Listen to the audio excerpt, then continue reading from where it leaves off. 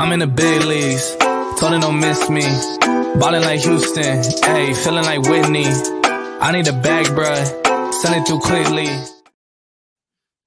Welcome, football fans, USFL fans, but most importantly, Houston Gamblers fans, to Gamblers Table Talk. This is episode 5 of season 3, and I am so happy to be joined by the newest Houston Gambler, defensive back out of Iowa State, Central Michigan, Saginaw Valley State, Mr. Richard Bowens III, RB3. Rich, how you doing, man? I'm great, man. How you doing? Dude, I am fantastic. You are the second player that I've done this offseason. I'm still knocking the rust off a little bit, but I absolutely love getting to know the new players, the guys coming into the league. You know, you guys are hungry, you're excited, and usually pretty nice, which is really good for me. So yeah, I always love talking to players. I'm very excited to talk to you. First of all, how you doing? I'm good, man. I'm good. These last few days, this week, has been, a blessing, so I'm great. It's kind of a whirlwind. I saw both defensive backs that got signed. I saw there were graphics. People did jersey swaps of you already. I was like, dang, they beat me to it. Those were really good. So you got to get me in touch with whoever that is, because those are awesome. And I love graphics. I'm sure he'd like that. I love graphics. I do all my own graphics, so I absolutely appreciate it and respect the grind of other people doing them out there, and those are legit. So I love that. But I always like to start my interviews starting way back when you got into football. So, I can find high school and stuff online, but I want to know when exactly you fell in love with the game of football, because maybe it was Pop Warner. Maybe it was you were like 5 years old. When was it that you fell in love with the game? Yeah, it all started in, I think, Detroit Pal. It was a league here in Detroit that my dad knew of. He probably had some frat brothers or something like that. It's a league that he knew of, and I was like 7 years old, and he took me out there. I remember like one of the first teams I played on was the West Side Steelers, and ever since then, my dad and I, we really, bonded and got close, and toss the football around and talk about it all day long, watch the Lions games. And ever since, I just remember being in love with it my whole life, man. And I love that. I know you're from Detroit. I assumed that you were a Lions fan. I personally am a Vikings fan, but it's okay because the only other team in the NFC North that I've seemed to get along with is Lions fans. So I think we're going to be okay. Okay. I would say any team that takes a chance on me is my favorite team. Oh, that is a good line. That is a great line. That is really good. So you fell in love with the game very young, and you go on in high school. You're recognized as, the third best high school corner in the state of Michigan and the sixth best player in the Detroit area as a whole. Yeah. Wildly impressive. But not just that, you were also track and field. You won back-to-back D2 state titles in the 300-meter hurdles. Now, I've known people who ran 300-meter hurdles. That's impressive. That is the hardest thing. But what made you choose football over track when, track, you were a stud. I saw that you were offered by West Point to go run there. Yeah, I was. I had Navy on the phone, North Carolina letters at some point. But well, first of all, man, you really did your homework, I gotta say. Thank you. I really did. But I think football, like I said, man, it was just something that started at a really young age. Like I said, I was 7 years old. I didn't know about track or really got into it until high school, just to get better at football.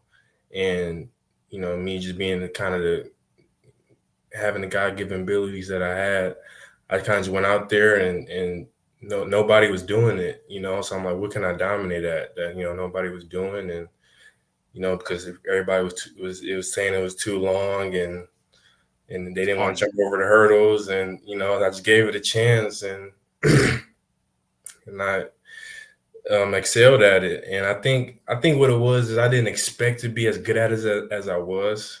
I just truly am in love with football, man, and the love just wasn't there for track, really. I thought about giving it a chance in college, but football wasn't really where I wanted to be at the time, and just decided to just kind of throw my all in the basket. And then when I got to Saginaw Valley, I thought about it too, but with the injury and everything, it just didn't work out really. I get that. I like how you said your nickname around the football world a lot of time is RB3. And I Yeah, mentioned before we started the show that I have RG3 signature up there. Both of yeah, y'all very similar nicknames. And he yeah. was also a 300-meter hurdler. So Okay. apparently, people who are the third are just really good. 300 meter. You just go do it. I don't I know like why, that. I like but that. I like I that. love that. So like I said, you were the third best corner in the state. You're sixth best in Detroit, Michigan. You light it up.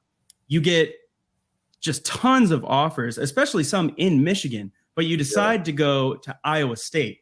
And I yeah. have a quote here from you from high school where they asked you, why did you want to go to Iowa State when you got offered places that were closer to home? And you said for a defensive back, you wanted to go somewhere where they passed the ball a lot. And you said they Yeah. averaged 60 passes a game in the Big 12. And so when Iowa State offered you, that's where you wanted to go because for a defensive back, you either get exposed or you get exposure. And I think that is awesome. So Wow, it I remember shows. that actually. There you go. It's a good quote. You should remember it. Yeah, So you go to track, you see nobody wants to do the 300-meter hurdles, you take that head on. You look at college, you see the Big 12 and that defensive backs, you go there and it's either going to show that you can't cover or that you can absolutely cover and you take that head on. It says a lot about you. yeah. What do you think gives you that mentality, that drive in life and sports? I don't know. I think it's just the way I was raised, man. I just always been taught in just my life experiences, nothing has ever been easy. So I just always just have that attitude or just a habit of just attacking things head on and not necessarily looking at them as, oh, you know, something I shouldn't do or something I can do, but maybe, I might come through this better on the other side. I love that. And so you go on to Iowa State. You're there from 2017 to 2019, 3 years. How was it? Do you feel that you were exposed, or you felt you got exposure there? I felt like I got better. And that's at the end of the day, that's all I can really ask for. I felt like I learned a lot. I got a degree out of it, met my wife and my son out of it. And, it was great. You know, it was, I got more out of it than most people or what I could have asked for. Love it. And then from there, you move on to Central Michigan. Yeah. Now, I wonder, was it just the transfer portal? You're wanting to go be a bigger fish in a smaller pond. What made you move on from Iowa State to Central Michigan? Yeah. Well, during that transition, the DB coach over at Saginaw Valley, Coach McEwen, he was also like my trainer growing up in high school, my personal trainer on the side, and I had heard he was at Saginaw Valley, and I actually was considering going there before CMU actually because we are that close. And he's just a great guy on and off the field, and so at the time, that's kind of just more where I was leaning, just somebody I was comfortable with. Okay. And then you go to Central Michigan. You're there for one season, 2 seasons. It was the COVID year, so like a season and a half. So kind of, yeah, Yeah, we'll say one and a half it was seasons. 6 games. Oh, I remember that year. Those were Yeah, dark times for football fans and yeah, especially yeah, football players. So I'm glad you got yeah, through it. But yeah. you get through it, but you have an injury you said it was your hip flexor, what was My hip labrum.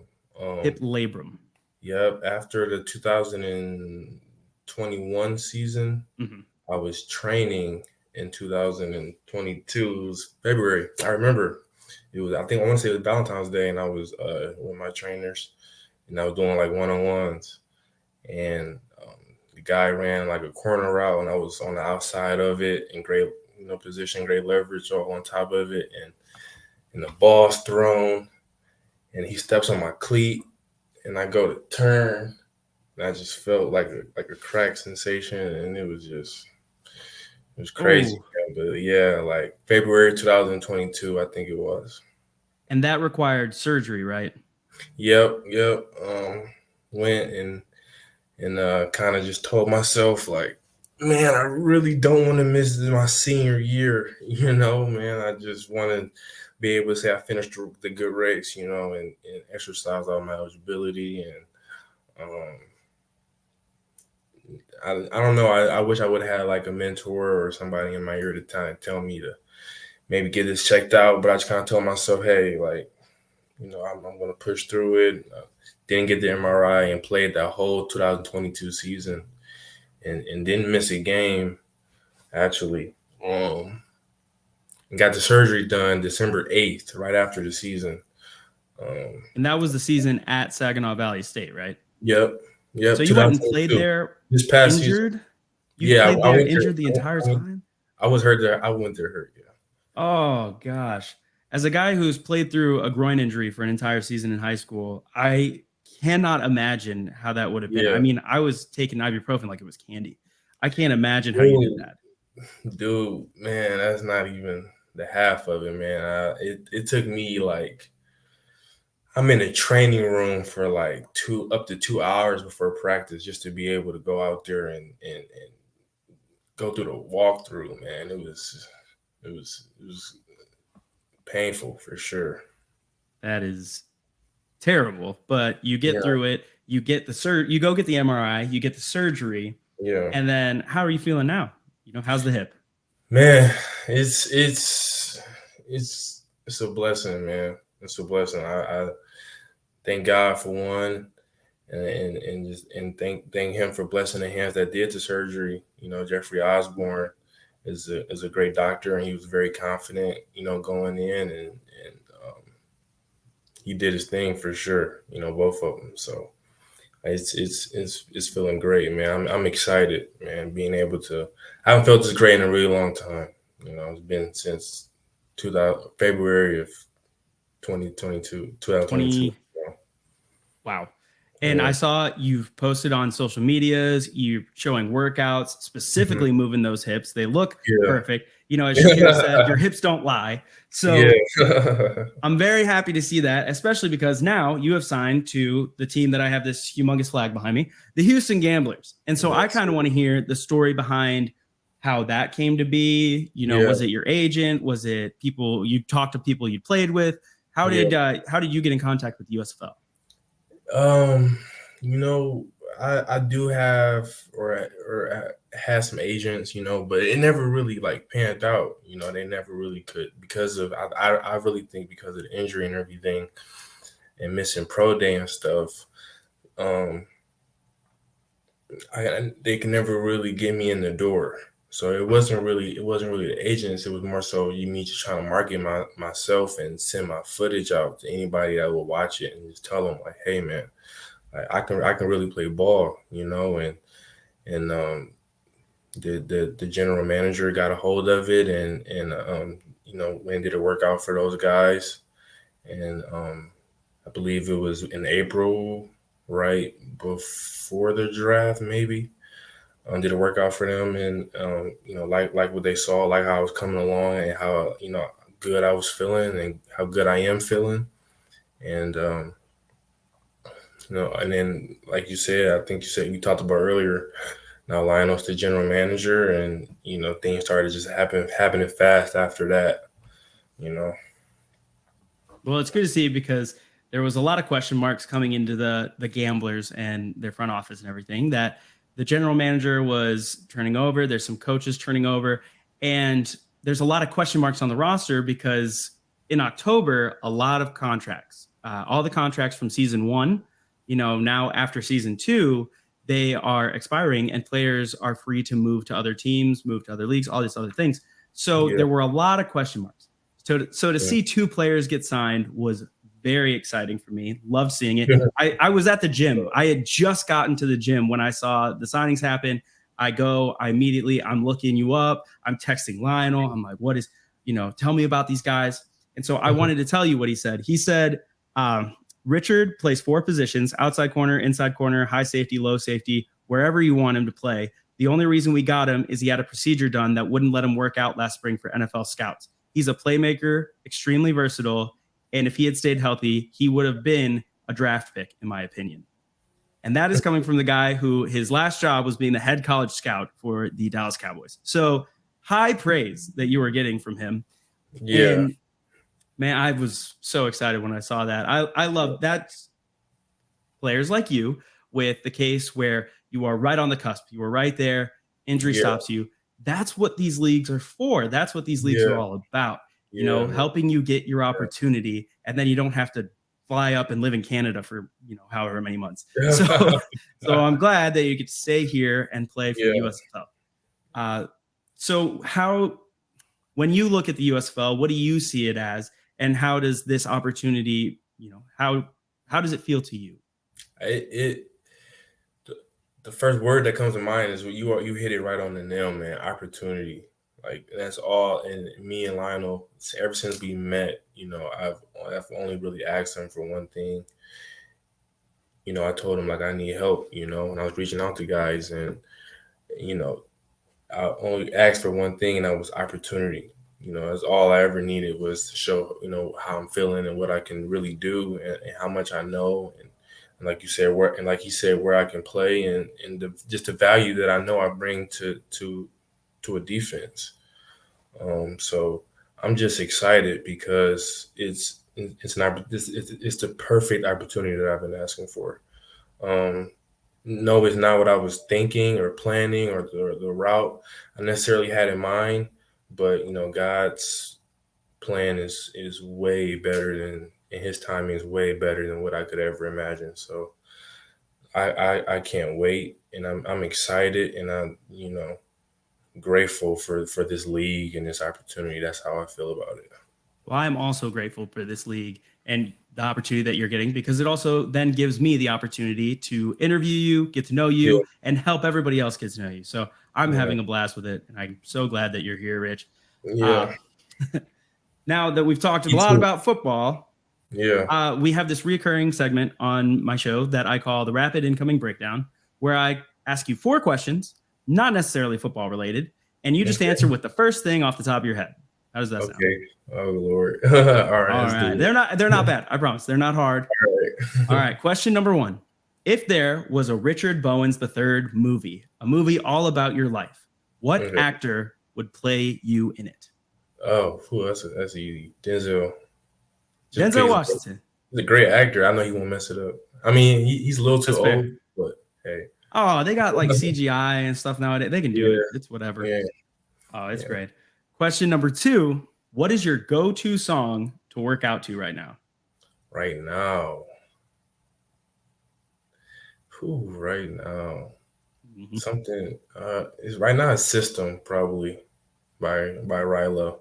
Okay. Brand new. I just so happened to heard it in one of my friend's car the other day. So, and it just hit. It hit, and you were like, I could get a pump to this. I know that feeling. I'm like, man, I like this song. I was mad I liked it, but I'm like, man, I like this song. All right. Question number 3. Who is your favorite superhero? Favorite superhero. I don't know. That's a good one. It gotta be fast, huh? Let's go Black Panther. Black Panther. All right. Great. I'm waiting. The movie's great. I'm waiting for somebody to be like Wonder Woman, but it's not happening. It's not happening yet. Black Panther. Hey, she got a great movie too, though. Oh, the first Wonder Woman movie. It's fantastic. Yeah. Saw it in the theater with my dad. Yeah, that was a good movie. It's a good movie for sure. Now, question number 4. Who is your biggest role model in life that's not an athlete? So not like LeBron James or Michael Jordan. Yeah, probably my mom's probably up there for sure. Love it. Dude, do you mind me asking why? Sure. Like, she's just, you know, a resilient, wise woman, and, you know, she's been through a lot, and we've been through a lot together. You know, that's really what it is. We've been through a lot together, and, you know, she keeps me going, and, you know, shows me what it means and looks like to really work hard and earn, the things that you deserve. So she's definitely #1 role model. That is a fantastic answer. As a self-proclaimed mama's boy myself, I will never not like that answer from a player. Yeah. So perfect. That is a good answer. All right. Well, Rich, thank you for answering those 4 questions. You knocked them out of the park. Now, we've reached the end of the show. And when we reach the end of the show, I call it the end zone. And when we reach the end zone, I hand the floor over to you, because I do this show to promote the USFL, to promote the United Football Media, our network as a whole, but most importantly, to promote you as a player and a person. So I hand the floor over to you. If you have any shout outs you want to give, brands that you're promoting, or just a message to Gamblers fans, this is your time, man. Okay. Well, I'm gonna take the shout out route, man. I just want to shout out to my family for their love and support. My mom, my dad, my wife. I put them through a lot, and this was a group effort, to get to where we are. I like to say we, because it was a team that helped get me here, man. And that team was my family, that was with me every step of the way. So just shout out to them. And to Gamblers fans, man, I can't wait to go chase this championship this spring. It's going to be exciting. Don't quite know where we're playing yet, but pack it, regardless. And just want to thank everybody for their support again, and just want to thank Lionel, and most importantly, thank God for the opportunity. Yes, sir. Those are some solid shout outs. I very, very much appreciate the fact that you said it's we, because it's not just you who got here. It took a team. Yeah, man, for sure, man. That is great. It was not easy, man. It was not easy. And a shout out to your wife, because I know football wives, that is a hard life to live. I only cover football, and it's still hard on my fiance. So I know how hard it must be for a player's wife. So strong woman there. Yeah. She the GOAT for sure. But RB3, thank you so much for coming on the show. It's been an absolute pleasure. I'm glad I didn't want to take too much of your time. I know you just put the little guy down, and you want to have a little bit of the night for yourself. So I'm glad that I can give that to you. But thank you so much for coming on. I cannot wait to see you play for the Gamblers coming in this spring. And feel free to reach out. And on social media, always, the USFL community is some of the most loving, sometimes overwhelming community that there is. But never be afraid to post or anything like that. It's a pretty cool. And I'm gonna take you up on those graphics, man. I didn't know you did graphics. I do some graphics, especially if you watched Slam Ball. I just did a lot of graphics for Slam Ball, so that was the thing. Okay, but yes, there will definitely be RB3 graphics coming out. All right, cool. All right, and with that, thank you everybody for watching. Cannot wait. We are #AllIn over here on the Gamblers. This is my guest, the newest Houston Gambler. He is a corner. He's a safety. He's a nickel. Man, he'll return the ball if you want to, and he'll go walk your dog. RB3, you are the best. Thank you, man, for coming on the show, and we will see y'all next time. Thank you. Thanks for having me, man. See y'all. I'm in the big leagues. Told her don't miss me. Ballin' like Houston. Ayy, feeling like Whitney.